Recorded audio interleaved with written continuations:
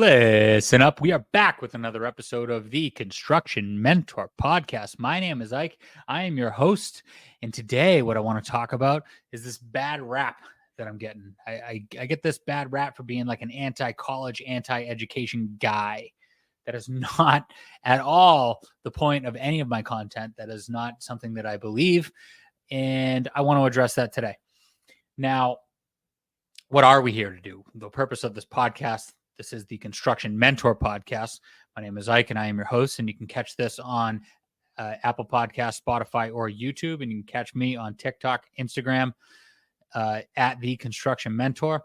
But what are we here to do? Why am I doing this every week? I'm doing this because I'm trying to promote the construction industry. I want everyone to be aware of the opportunities in this industry. This being the construction industry, which I believe is the most merit-based industry. And what does that mean? That means for every ounce of input you give the industry, you're going to get that back, right? It is linear. Whatever your effort is, you are going to get not a guaranteed return, but you will see a good return. You will see if you put in hard work, you are going to get an above average and affluent lifestyle for you and your family. And there is no other industry that can say that. Once you get the skills in this industry, you are not only going to put food on your table for the rest of your life, but it's going to be more food and it's going to be better tasting food than 80% of people out there, just right off the rip, right? And that's not even necessarily working ungodly hours or, 60, 70 hours a week. That's a 40-hour a week, hardworking, upper middle class lifestyle. Okay. Only 17% of Americans make over $100,000. That is very easily achievable, even in the low paying trades in the construction industry. So we want to make sure that people are aware of those opportunities. And if you're in the industry, we want to make sure that you have the tools, the mentorship, a platform to go to take your career to the next height, right? And one of these days I am going to be, I'll share my story where I came from and how I got here. But today where I'm at after being in the industry for 20 years is I am an executive for one of the biggest GCs in the country. I'm actually in a hotel room right now because I'm traveling. I just walked a job site. It is late at night in Burlington, Ontario. In Canada, right? So I'm working in North America. I got 20 projects in the US and 8 projects in Canada. And that's what I'm here doing, right now. So I'm not done in my career. I'm taking it to different heights. I am far from done. But there's no reason, no matter where you are in the industry. I started out digging holes and scrubbing toilets and sweeping floors 20 years ago. There's no reason that if that's where you are now, you can't take it to where I am or where I'm going. So, that's that. Now, on a lot of my posts, like I said, there is this notion, or, maybe I'm getting this rap that I am against college. I am against education. That is not accurate. Okay. I am pro-education. I'm for it. I myself have a mechanical engineering degree. I myself have an MBA. Now, do I need that, or is it applicable, or could I have gotten to this place in my life without it? If there was a parallel universe where the world didn't care about degrees and I didn't have to check that box to get certain jobs, I think I could have. But there is definitely value in it, right? When I dump on, for lack of a better word, when I dump on college education, it's when you go for something useless. It's when you go for basket weaving, liberal arts. I just told you I have an MBA, but I had a skill set in a niche of construction that I could apply business to, right? I didn't just go for business. I personally think that business is a useless major for the most part. You end up in a cube farm working at, XYZ bank. That's not a great return on investment for the money that it's going to cost you to go to college. So, other things that would be there would be psychology and biology. A lot of people, obviously, we need psychologists, we need biologists, but for a bachelor's degree in either of those majors, the national average is well below $35,000. So, not a recommended major that I would go for. I personally advocate for the construction-related majors, and I want to talk about those today. Now, the most common one that people bring up is nursing, and here's what I would say about nursing degrees. We need nurses, right? A nurse is a great living. If my daughter became a nurse, I would be very proud of her. However, few things about nursing. Number one, I've never walked into a hospital or a doctor's office, nor have I heard of anybody walking into either such office and asked the nurse where they went to college. A few months ago, I was speaking at a high school, and a young woman told me that she wanted to go to Purdue University. Good school, but she lives in Florida. Would have been a $60,000 a year tuition to get the same degree that nobody would ever ask about from a local community college or state school in Florida. So what does that mean? That means that she could spend $40,000 for the whole education, or $240,000, and at a 6.5% interest rate, you're probably looking at paying $500,000 to $600,000 by the time it was done. So that's one aspect of nursing. The second aspect of nursing is that there's a ceiling. There's no hierarchy to climb or to earn more money in nursing for the most part. I'm sure that there's some, lead nurse or administrative position, or maybe there's somebody that started a Botox bar somewhere or something like that. I'm sure that exists. Again, I'm not saying that nursing is a bad thing. I'm just saying I personally think, especially for women, they need to be aware that there are opportunities in the construction industry to have a lucrative career for yourself. Much more than in nursing is the number one major for women, which is why I say that 11% of college women in college go for nursing. It's by far the most common major for women. Now, what you'll see, and I have these numbers on my website, but what you'll see is that construction-related majors, which would be what? Engineering, architecture, construction management, starting salaries are between like $60,000 and $80,000 for almost all of them. There's only one that falls below that, and I'll get into that. But all of these majors are in $60,000, $70,000, $80,000 depending on the market. The national average is 55, and now the construction-related majors are lifting up all of the other ones to 55. If you look at most other majors, they're below $50,000 for a starting salary. Okay, that tells you that we, the people, do not value that education. Okay, if it was valued, if there was a good supply and demand, or a favorable ratio in supply and demand for those majors, then you would see higher returns for those majors. You just simply don't see it. The question is, when we say construction industry, does that mean that you don't go to college to get into construction? The answer is no. There's a path into the construction industry through college. I went through it. Other people went through it. Other people that weren't considered smart. You don't have to be an engineer or be a brainiac in math to get into construction-related majors. There are different paths that you can take. If you do like math, but you don't feel like you want to hang out with brainiacs or dorks, or like get buried in paperwork at a desk, there is a path where you can take that degree like I did and go into different areas of construction. The most beautiful thing about the construction industry is that there is no dead end. If you don't like working at a desk, you can go in the field. If you don't like working with your hands, you can be a manager in the field. You can travel. You can go into sales. You can do business development. You can become an executive. You can direct other people. You can build a business like I'm doing now and get a entrepreneurial, quasi-entrepreneurial opportunity to build something new around technology. You can do technology. You can build software. You can design 3D. You can use robots, and you can do all of these types of things. You can get into commercial real estate and development and owner consulting, and the paths are literally endless. And the more you get exposed to each of those paths, the more you're aware of it. And if you have the right mentorship, you can take advantage of any of those opportunities. So let's cut to the chase here. 10 minutes to get to this point. Now, if you are in high school, right? Let's start with high school. And you're thinking, man, you know what? I don't want to go to college for science or biology or psychology or any of these things. I want to go into construction. Therefore, I don't want to go to college. You're wrong. You can go for construction management. You can go for architecture. You can go for engineering. There are degrees that you can go for to get into construction that you don't even have to do a ton of math, right? Construction management being one of them. You know what the second degree is that you can get that doesn't really revolve around math? Architecture. Architects are terrible at math for the most part, all the ones that I know anyway.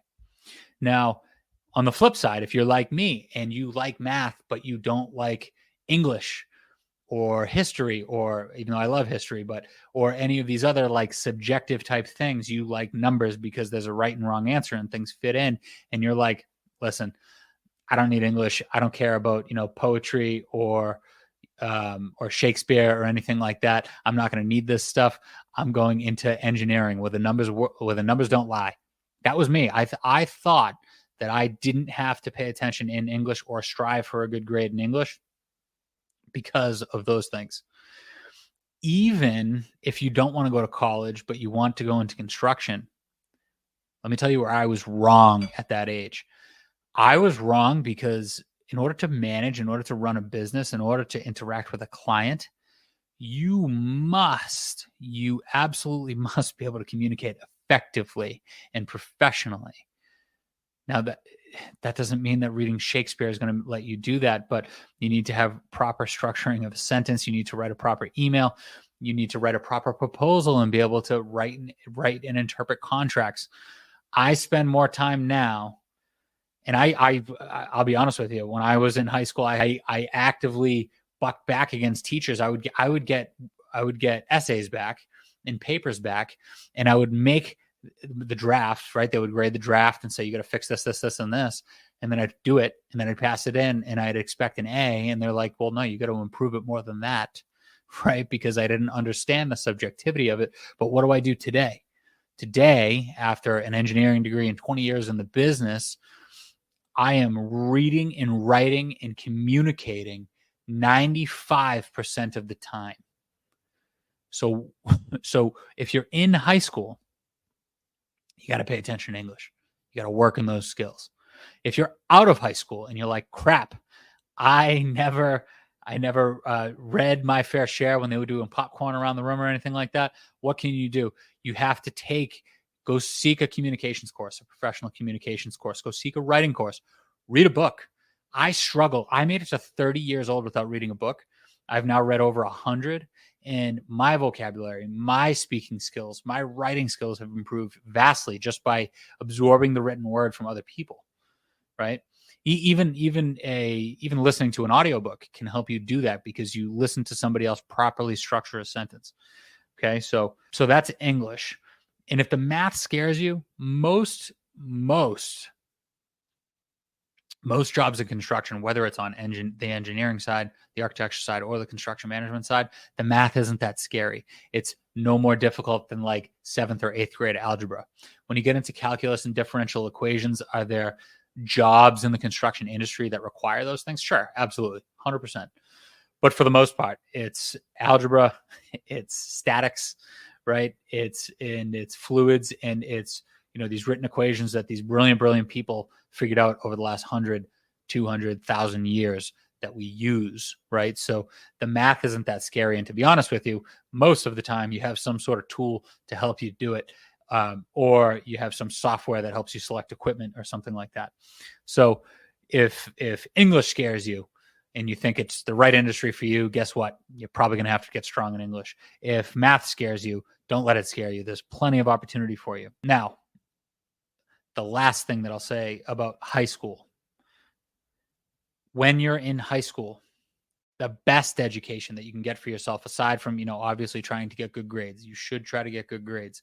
It works on your mental health, right? It's like going to the gym, but for your brain. It works on your discipline. It forces you to do things and to deliver in ways that you may not feel like it, you may not want to, which, newsflash, that's how life works.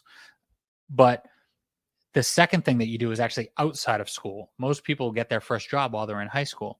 They get something like a job at an ice cream shop or the local grocery store or a lifeguard or something like that. If you're interested in the construction industry, try to get something construction related in there. Go get your hands dirty. Go work for a local contractor. Go work at a supply house. Go work at Home Depot.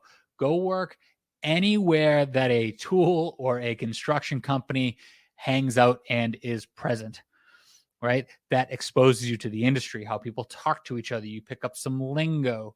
You just by being exposed to professionals in the industry, you are putting yourself ahead of the curve. I've been ahead of the curve in my career because I was able to put myself in a sheet metal shop. I was able to put myself on a local contractor's truck on their roofing crew when I was in high school. And because of that, I've just always been ahead of the curve because of the exposure that I got early. So prepping yourself for the construction industry, even if you want to go to college for an engineering degree, for a construction management degree, for an architecture degree, getting exposure in high school to the industry is something that is available to you and you should not pass up. And if you need help with that, please DM me or email me. That's why I'm here. I'm here to help you find those opportunities, to take advantage of those opportunities, make sure you're chasing the right opportunities to best set up your future. Now, why does college matter? Like, what did I get from it?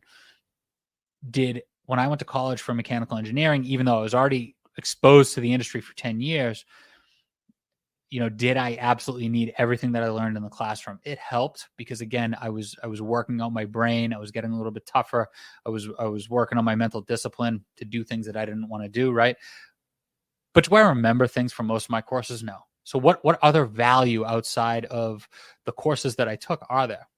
Because let me tell you something, even in engineering, when you go into construction, most of the courses that you take are actually irrelevant. Like an HVAC engineer doesn't need to do statics, okay, which is basically loads on inanimate objects, right? They don't need to do material science. I don't need to know how much a weight a cold rolled steel can hold, right? And at what shear force it'll break the metal in half, basically, right? When you pull it apart. You just don't need those things. I don't need to know metal composition and things like that. I guess for unions and the effect that water has on some of the connections, and that's why you go from you use brass fittings and stuff like that. But you don't need a whole degree to understand how that works, right? For things to oxidize. However, it did provide a network. Now, why is a network important? A network, aside from education and experience, is the most important thing that you can do, right? People need to know who you are. You can't find opportunities if you don't shine your light. What does that mean? Put yourself in a room where people can hear you speak. They can hear what you have to say. They can hear what thoughts you have. They can hear about your experience. They can hear about your interests and your enthusiasm for what you're doing or what your future might hold for you. They can get a feel for your potential, right? And when you're going out to look for a job, they provide networking events and things where people are interested to hear from you because they graduated from the same place as you. So going to college for the network is very important. My brother-in-law went to Penn State. Penn State, aside from the football program, is very famous for having the largest alumni association in the world, right? So, I think they have a current undergrad enrollment of like 90,000 people or something like that. Right. So when he needs a job, he can go there. And in the Northeast, you see a ton of people in the construction industry that went to Penn State. So I know in Boston, where I'm from, if you went to Wentworth and Northeastern, pretty much 90% of the industry went to one of those schools if they went to college. So it's a talking piece, and it provides you networking opportunities to put yourself in the room with other professionals to find opportunities. Right. And then the other thing is the ROI. Right. So it's really the thing that should matter the absolute most when you're trying to evaluate whether you want to go to college, what major is right for you. And it's all public information. Like it's very easy to find out what starting salaries are like per certain majors. It's very easy to find out what the employment rates are like at each college. Right. So you should be looking at, if I get this degree, what are people making when they come out? What are they making in 10 years? And when you go and look, you'll find out that the engineering degrees, especially as they relate to construction, are the highest paying degrees. You should also look at what it's going to cost you. Right now, I can tell you that in my career, now I started out in mechanical engineering, and then I went over to the general contracting side. And over the last 10 years since I graduated with my mechanical engineering degree, I've ran into multiple people from Harvard and Cornell and Columbia and Penn, and you name the Ivy League school. Cornell's not Ivy League, but it's in the same kind of conversation. you name these people. My school at the time was $20,000 a year. Theirs was $60,000, $70,000, $80,000 a year. And we're in the same job, and I make more than them. And why did I make more than them? Because of the exposure I had in the industry and because of the strong network I had from the school that I went to at an early age, right? So just because they got a degree from a huge investment that they put in, regardless of what the school is, but it was a very heavy investment that they put in to get their degree, high dollars for that piece of paper. They didn't get the return. They got the same return that I did, but my investment was a quarter of the cost, right? So you got to make sure you're evaluating that. So what are the starting salaries nationally? What are the averages for certain majors that you might be interested in? You're interested in film and marketing? $35,000 a year. You're interested in biology? $37,000 a year. And I got to tell you something. When you look at biology at different, depending on the market, you're actually looking at below $30,000 a year. Liberal arts, $39,000. Business, $40,000. These are national averages. Again, communications. What the hell does that mean? Right? If you go to college for communications, $43,000 a year. Finance, $49,000. Those are very common majors. Okay, finance, communications, business arts, liberal arts, and biology. Especially biology. When you go to a lot of schools and you look up their top majors, again, this is information you can go find. What percentage of students at each school take these majors? Not one of those is above $50,000. You name me a market where you're going to live off of $50,000 after you're paying $500 to $2,000 a month in student loans. That puts you, if you paid $500 a month in student loans, that's $6,000. That puts you under $30,000 for most of those and close to $40,000 for others. What nice city or nice town are you living in making that kind of money? Now, if you go in and you look at what the averages, there's some other averages. Let me go through some other averages for majors that are not in construction. Okay, psychology, and I believe this is for a master's, is $55,000. Again, you look at a lot of schools, it's actually, a lot of schools have starting salaries under $30,000. I actually think I pulled a master's degree. You need a master's degree in psychology to make $55,000. Computer science, $58,000. Now, I will tell you, computer science, there are jobs in the construction industry, but for computer science, there are some schools that have a much higher salary in computer science. University of Washington being one of them. I believe the starting salary is over $100,000 a year. Hint, Bill Gates went to that school. So there's an example of how a college and the network that can be provided from that college can play to your advantage. Nursing, as we said, national average, $68,000 a year. Great starting salary. The problem is that you got really nowhere to go up from there. Okay. I'm going to start at the bottom of the construction industry. And we're going to start from the ground up. When it comes to construction majors, we're going to start from the ground up. So what do I want to do? I want to get into how or what college majors can you go into to get into the construction industry. Again, maybe you don't want boots and jeans and dirty fingernails. Maybe you just want to go directly into the construction industry without actually doing anything laborious, okay, which is totally fine. It's a viable path. Now, the first discipline that I would say you can get into is civil. What is that? You know, I relate everything in the industry to the body, right? So you have muscles, you have bones, you have clothes, you have hair, you have look, you know, the whole shebang, right? Everything that makes up your body. Well, civil is the ground that we stand on, right? It's the ground, the land, the infrastructure, bridges, roads, any kind of site development, right? If you're in an area and all of a sudden they knocked all the trees down and they're moving dirt around and they got to put pipes and electricity in the ground and all stuff like that. That's civil engineering, okay? So what's the starting salary for civil engineering nationally? It's about $66,000 a year, okay? Not a very common major. And less and less people are going into this. I know somebody, a good friend of mine, who bought the company that they worked at and they just sold it for $4 million. Okay. That is a lot of money with just an engineering degree that most people would never even think about getting. Okay. That is a very successful person. You don't have to start your own business either. You can go and work for somebody and make that amount of money. Now, this is a starting salary, right? When you say any of these engineering degrees or even an architecture degree, when you go get your license, which you need work experience to get that license, this goes up north of 100,000 very, very quickly. So keep that in mind. So if city infrastructure or building bridges or developing land or anything like that, major waterways, anything like that interests you, civil engineering could be something for you. Okay.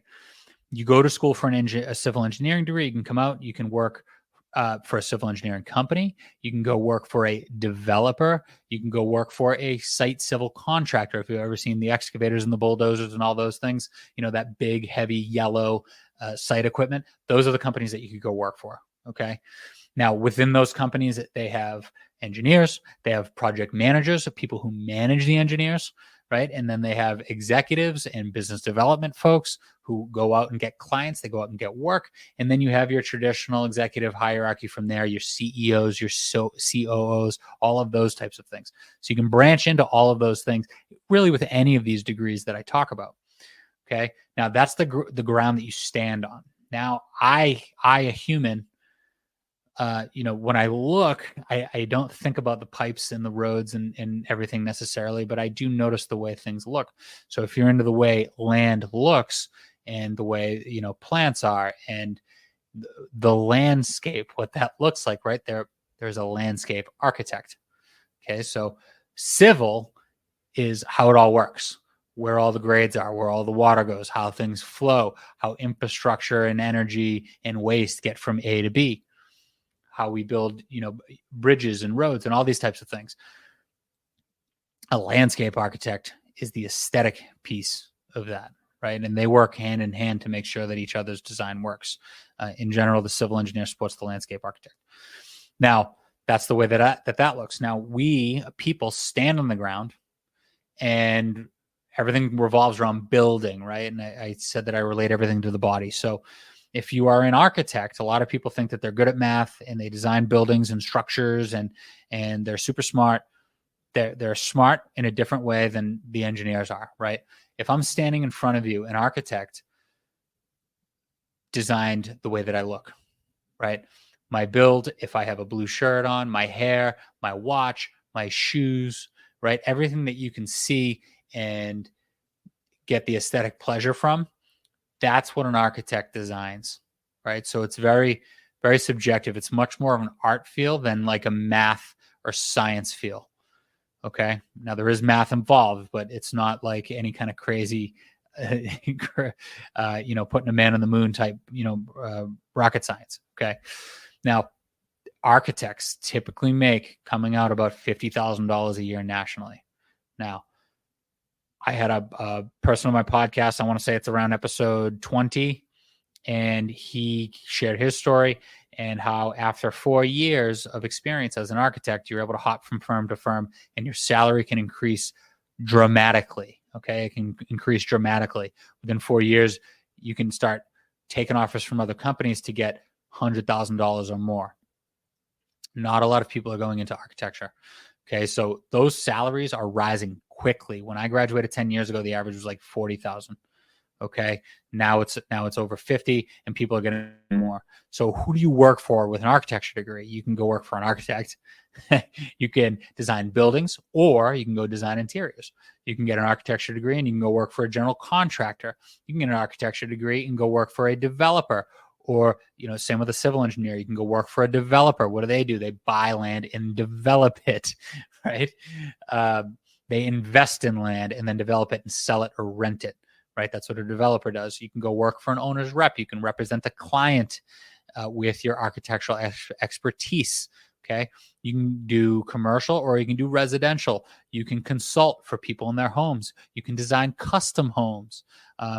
That's something that I just hired somebody to do right now. And trust me, he's doing well when he's designing 300 houses a year at his company.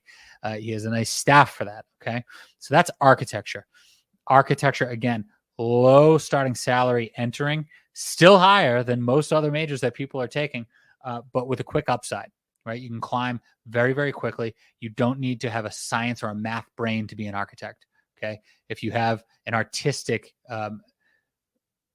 appetite, then this is a great career opportunity for you. Next one, construction management. Now, construction management is another low entry, right? $58,000 a year on the national average, which is climbing rapidly. If you're in a city like New York City, construction management majors are getting hired at $65,000 or 75. I'm sorry. If you're in a city like New York City, construction management degrees are getting starting salaries at around $75,000. If you're in Florida, construction management degrees are now getting $65,000 a year, which traditionally Florida was like a huge haircut to go work there, but they are in such high demand for these professionals, they have to pay them even coming out of the gate. Now, when I was in school, the construction management kids were considered to be dumb, which is pretty funny. It's funny because of how ridiculous that is, right? But what is construction management? It's exactly what the words sound like. You learn how to manage construction. You learn how to manage other trades. You learn about a little bit about a lot of the industry. Okay, so if you are the type of person who likes problem solving, doesn't necessarily like being at a desk, maybe you like being on site and you like the idea of being around construction, but not breaking your back, as they say, and I say that figuratively, then construction management is a great career for you. You can go in and you can work at a general contractor. You can work at a subcontractor. You can get a construction management degree and work at an HVAC company, an electrical company, a carpentry company, a concrete company, a steel company, or a structural company. You can work at all of these companies because you know how to manage, right? It's not necessarily the one niche that you know how to manage, but you know how to manage the construction process. Okay. Again, you can go work for an owner's rep. You can go work for a developer. You can go work in commercial real estate. You can really do anything that you want. You can build buildings out of the ground for several years. You can go on interiors jobs and you can build the inside of the building, what that looks like. You can build different people's spaces. You can build custom homes. You can find a way to do small, simple, quick projects for quick cash flow for homeowners. The opportunities for construction management are probably the most endless, which is why I made the transition 10 years ago to the general contracting side, because I saw more paths available to me. I also saw that it tailored to my personality type more. Right, I'm a people person. I like talking. I like flying by the seat of my pants. I like logistics and problem solving and finding a way to make things happen. Right, and being the maestro of that situation, being the quarterback or the coach on the sideline calling those plays to make that happen. Now, I can tell you that in construction management, if you're good, if you're relatively competent, you're looking at $100,000 within 4 years very, very quickly. Very, very quickly. There are so few people that are of the right talent and of the right mindset to be successful in this industry. They are so hard to come by, and people pay out of their nose to keep those people. Electrical engineering. Electrical engineering at most schools is towards the top of the list. Electrical and mechanical engineering are at $65,000 a year. Now, electrical engineering, what does that mean? That entails a lot of things. So again, if you were an architect, the way that you look, my body type, my clothes, my hair, my watch, if I was wearing glasses, that's the architect, right? That's the look. It's what you're looking at. It's what you can see. A construction manager is like the Dr. Frankenstein that puts the whole body together. An electrical engineer, what do? They do power, low voltage, security, fire alarm. There are so many different niches in the electrical engineering discipline. This is the most popular that I see with young people. It is not one that's going away because we're always going to need electricity and power. And regardless of the economy, you're going to be able to find a way to make money with an electrical engineering degree. Okay. Now, again, once you get your license and your stamp, you're looking way north of $100,000 very, very quickly in the construction industry. Now, again, what do? So they bring power into the building, right? That's stuff that if you touch it, you get zapped. They do high voltage, which would be all of the infrastructure that you see outside, but also coming into the building. All of, if you're in a large commercial facility, all the high voltage electricity that's going to all of your infrastructure, all of your HVAC equipment, anything major in the building. Your media, which would be like a 480 volts, right? If you have 277 volts, that's all of your lighting, right? So they have to bring power to lighting and any kind of mid-size mechanical equipment or kitchen equipment, right? So this is literally your nervous system, right? This is bringing energy to and through everything. Your body, your heart doesn't pump without the power and the energy to do so. The lights literally aren't on in our brain without these things, without the power to do so. You could also go into what they call low voltage, right? Which would consist of security. If you like security systems and cameras and doors and the way that those things work, you can get into that discipline. You can go into fire alarm. Every single building needs a fire alarm system, right, to keep us safe just in case something happens or an emergency. And that usually ties into the security system. You could do AV, right, audio visual, or any kind of fiber optics or any kind of cool technology that you see in these offices where people just have really, really cool technology to showcase to their clients and to do really cool things in their facilities. Maybe even they're even a manufacturing facility or industrial or something like that. There are so many different disciplines within the electrical engineering discipline, or there are so many niches in the electrical engineering discipline that the possibilities are really endless, and you can go around and touch as many as you possibly can to figure out which one you want to fit into. Now, so again, that would be like your nervous system, what's keeping you up and what's keeping you going. That's bringing the power to and through everything. Now, here's one that a lot of people don't think of, and it's a mechanical engineering degree. And when people think of mechanical engineering, they think engines, they think airplanes, they think cars. Okay. That is not always the case. Obviously, we need mechanical engineers in construction. So what do they do? A mechanical engineering does two things. They do, or three things. They do HVAC, heating, ventilation, and air conditioning. They do plumbing, and they do fire protection. Now, I'm going to set plumbing and fire protection to the side because those are hyper specific and they make even more money. Now, what does HVAC entail? HVAC entails, that's your lungs, that's your respiratory system, and that's your heart, that's your circulatory system in your body, right? So again, civil, the ground we stand on, architects, everything that we are, the way that we look. What do you see when people look at you? Your electrical is your nervous system. That's bringing power and energy to and through your body and keeping the lights on. HVAC is first your respiratory system. So it's your HVAC. How do you bring heating, cooling, dehumidification or humidification into a space, right? That's all hyper critical. And it can get even more interesting if you get into lab spaces or things like that. It would include, well, I'll talk about the gases and things and pipes in a minute. But basically anything in ductwork inside of a building, that is critical infrastructure. And what you can do is you can go work for an engineering firm, or you can go work for a general contractor. You could be for either of those. You could be engineers, or you could be a project manager, or you could, work yourself into an executive position, or you can go work for a subcontractor. Now, what does that mean? That means that you could be there and you could be doing shop drawings. What actually do they need to fabricate to install in the field that will work? You can also you could also start your own company, right? A lot of people don't know this, but the most lucrative subcontracting companies in the construction industry, according to Grant Cardone, pretty smart guy, pretty rich guy, are HVAC companies. Actually, they're the second most profitable company in any industry in America. So if you want to start your own business, if you were thinking today that I want to start my own construction business and I want to have the most lucrative one, a great degree to get would be a mechanical engineering degree, so that you know the ins and outs of all of these systems. You can design them yourself, take responsibility for your own design, and then sell that to people, right? That's a great opportunity. And the other thing that you can do, and it just came into my mind, so I'm going to throw it in there. You could do this with electrical or civil or any of these degrees, is you can go into the manufacturing sales side, right? And you can get commissions for those things. You need people with those degrees to understand the value. the energy, the KPIs, whatever you want to call it, key performance indicators, to these systems so that these engineers can incorporate it in their designs, right? You need somebody that can speak on that same level.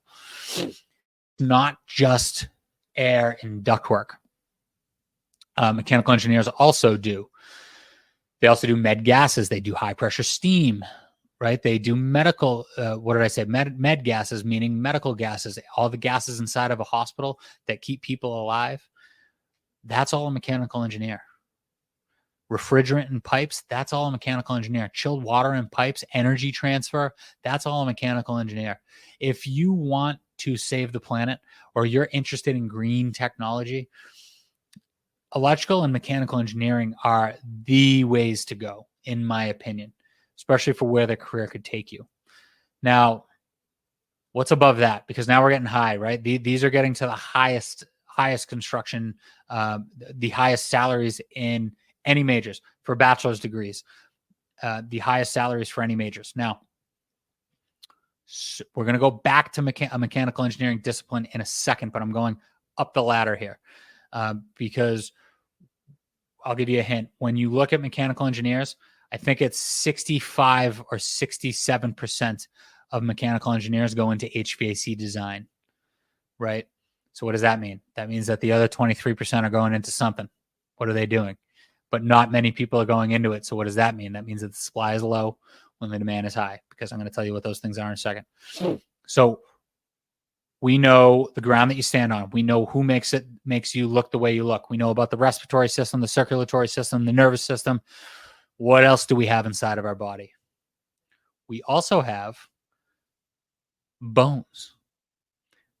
Who designs our bones? That would be a structural engineer. A lot of people think that this is an architect. It is not an architect. It is a structural engineer. Structural, mechanical, and electrical engineers have to make architects' dreams become a reality. Architects make a design, and then the engineers have to make it work. Okay? So a structural engineer, it's very simple. You're designing the bones. You're designing the load. When you think about, blueprints or maybe some old picture, or maybe you're looking at modern marvels of, these buildings getting designed in the 30s, like the guys sitting on the beam when they were building, the Empire State Building, right? All of those beams in those buildings, when those go up, those are designed by a structural engineer. Okay. So again, same types of job opportunities. You're looking at going to work for a structural engineering firm. You can go to a developer. You can go to a general contractor. You can go to a subcontractor, right? That is either building buildings out of the ground, or maybe they do steel fabrication. Maybe they do railings. Maybe they do supplemental steel for structures like stairs, or if somebody wants to put an elevator in an existing building, or they just need supplemental steel to help carry a load or a specific load somewhere in a building. They could do structural pads for houses. If you have a home, that's who designs your foundation, would be a structural engineer, right? If you wanted to go work for a quasi-manufacturing facility doing, prefabricated steel or prefabricated homes, if you are truss manufacturing, which would be the framing of a roof of a home, structural engineers need to do all of that.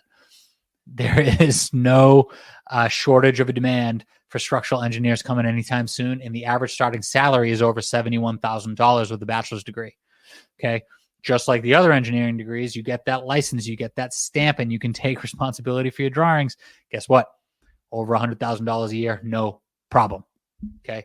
I also know several people who have started their own one-man consulting company where they basically just act as their own engineer and sell their services to home builders, and they make well over $200,000 a year doing that. So that can be a lucrative path for you. Now, the last two majors that I want to talk about in the construction industry are two aspects of engineering I bet you never thought of. Now, they are both incorporated with a mechanical engineering degree. However, if you can find a school with a specific major or course that tailors to plumbing or fire protection, those are the two highest starting salaries that you're going to find in construction-related majors. Plumbing engineering, $72,000 a year to start with a bachelor's degree. If you can find a concentration in plumbing engineering, now what does that mean? So again, if we're, the civil does the ground and the architect does the way we look and the structural does the bones and the mechanical does our respiratory system, right? Our lungs breathing in air and out, and our circulatory system where we have blood flow going and it's making our actuators, making our muscles move. What does, or our electrical engineers keeping the lights on and being our nervous system and bringing our power to and through our whole body. Plumbing engineer does what? Water intake, water distribution, and waste, right? So plumbing engineers, you go in and you could be designing stormwater, right? Where water collects and where it goes. You could be doing waste, where all of the contents of our toilets and sinks go. You could be doing water supply, domestic water, potable water, right? Water that we can drink and shower and wash with. Okay. All of those things are things that a plumbing engineer would do. They could also do gas. They could also do the med gases. So there's a tremendous amount of work that a plumbing engineer can do. And this has the second lowest concentration out of all mechanical engineers. I want to say it's only like 15% of mechanical engineers do that type of discipline, right? Plumbing in general, if I were to start one company in construction, it would be a plumbing company, and having an engineering degree in plumbing is a very good way to start that. Because again, you can create your own design, you can take responsibility for your work, you can do certain types of things with that license that would empower you as a plumbing engineering business, or a plumbing engineering business owner, or a plumbing business owner. Because again, you can go work for an engineering firm, you can go work for a general contractor, or you can go work on the subcontracting side. And it's a great way to start a business. I can tell you, I work in 28 different markets in North America. Plumbing experts, both on the install and on the engineering side. There is the biggest shortage out of any other discipline. The biggest shortage is in plumbing. What does that mean? That means that the opportunity to get paid is top notch. Top notch aside from the last and highest paid major in construction. And that brings us to our highest paid construction related major, which is one that you would never think of, but it's fire protection engineering. What does that mean? You know how sometimes you're walking around in a building and you look up and you see the sprinkler heads, right? If you think about Hocus Pocus, when Max jumps on top of the wood platform and he puts the lighter over his head and that sprinkler goes off every Halloween, right? A sprinkler engineer or a fire protection engineer had to develop the plans for that system. Less than 5% of people in the mechanical discipline and engineering do fire protection engineering. Why? It's not as sexy. It's not in a lot of residential. A lot of people would think that it's boring, but it pays very well for two reasons. Number one, because not a lot of people do it. And number two, because it's a life safety system. It saves lives. It saves buildings. It saves property. It saves millions, if not billions of dollars in people's real estate portfolio. It is an incredibly, incredibly important piece of infrastructure that everybody has to pay for. It's also the highest paid, typically the highest paid prevailing wage trade, or the highest paid trade on any job site, for the same exact reason. Just a lot of people don't get into it.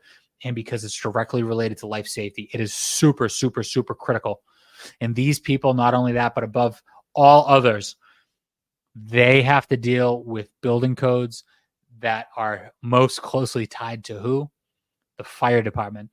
And the fire department holds the biggest key to finishing or getting to the next stage of any construction project you will ever work on.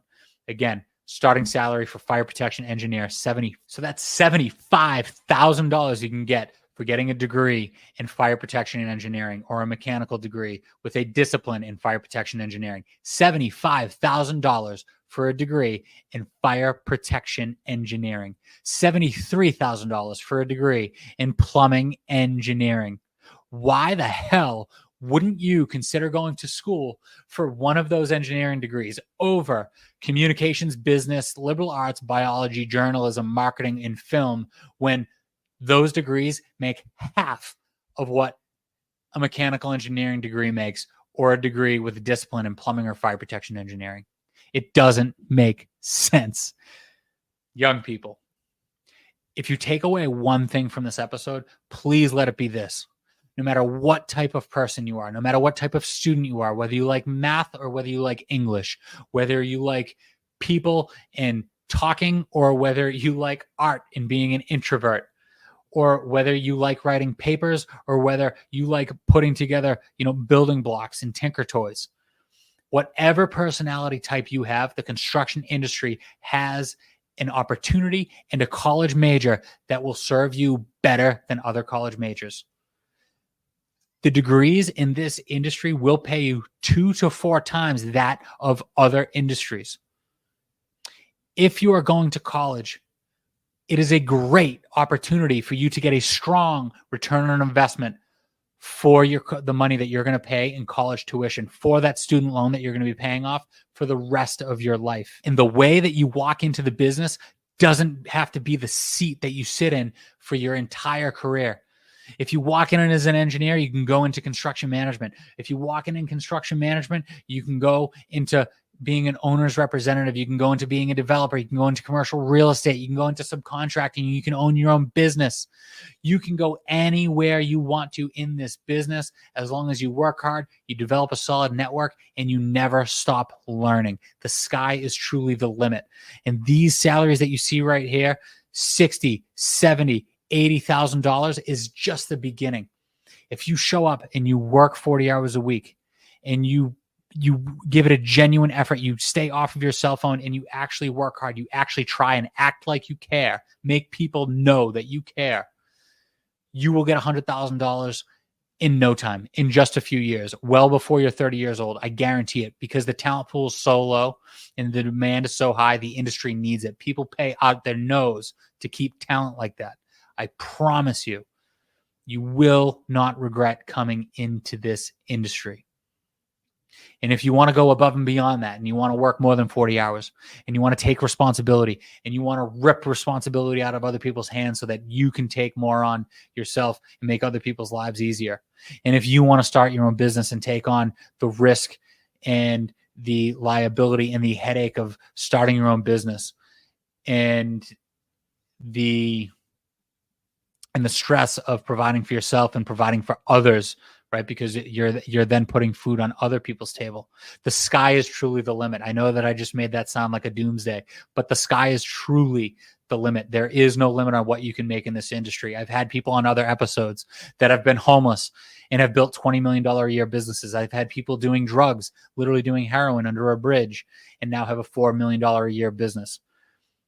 I myself have had my own pitfalls and struggles that I had growing up, and I make way more than this. I mean, I came in at these salaries and I'm making multiple factors more than this at this point now.